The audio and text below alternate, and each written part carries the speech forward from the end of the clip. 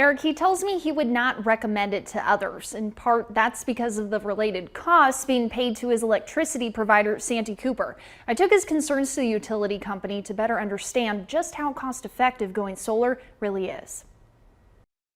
The way it stands right now, I don't see any way of ever seeing a return on our investment, except for the carbon footprint. Roger Leach is a retiree in Socastee and wanted to find a way to cut down costs and live a little more green. With the help of different tax breaks and rebates through his utility company, Santee Cooper, we end up out of pocket about $12,000 to $13,000 for the purchase of these panels across his back roof.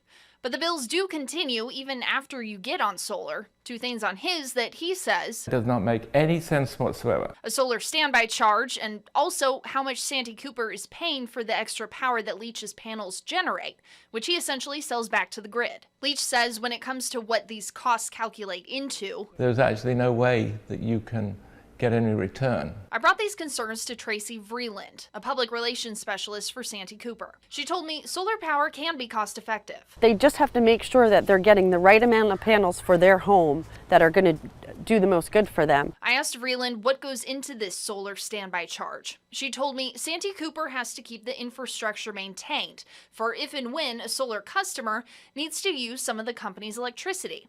She says normal electric customers cover the cost of needed infrastructure through their normal electric bill. But because solar panel customers aren't using that same level of electricity, the money to support the use of their power needs to come from somewhere else. We need every customer to put in so much. So if they're not paying that extra charge, then our regular customers are going to have to make up for that. They'd basically be supporting our solar customers. For Leach, this has come out to $22.22, charged every month, no matter how much or how little electricity he has to rely on.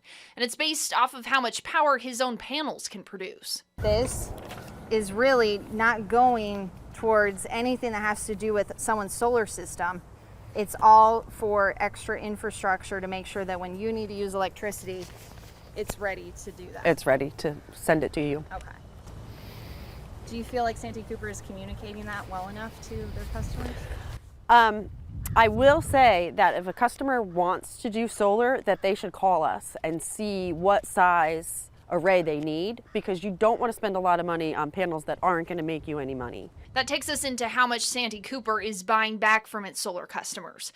Leach tells me he pays 11 cents per kilowatt for electricity, but he's only paid a fraction of that for any excess solar that he doesn't use. I asked Vreeland why this didn't seem to factor out. I would have to look at all those numbers and how that equals out. Vreeland followed up with me with more details on the breakdown, saying in part, quote, "Our sales price for electricity for typical customers includes all components necessary for delivering electricity to the customer. Of these costs, the only ones offset by the solar energy we buy from the customer are energy costs that we avoid through their generation.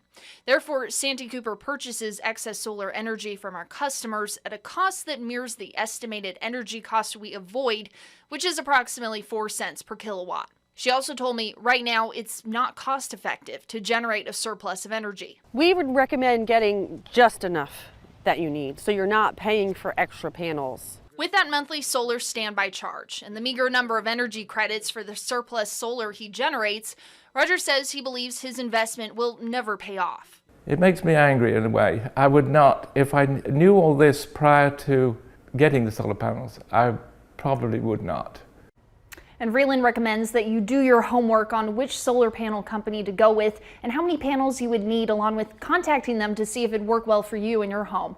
She also says there's potential that Santee Cooper will restructure their rates in the future, although it wouldn't happen until 2025 at the earliest because of a current rate freeze. You'll be able to find a cost breakdown on these solar energy customer charges in this story on WMBFnews.com. In the studio, Madison Martin, WMBF Investigates.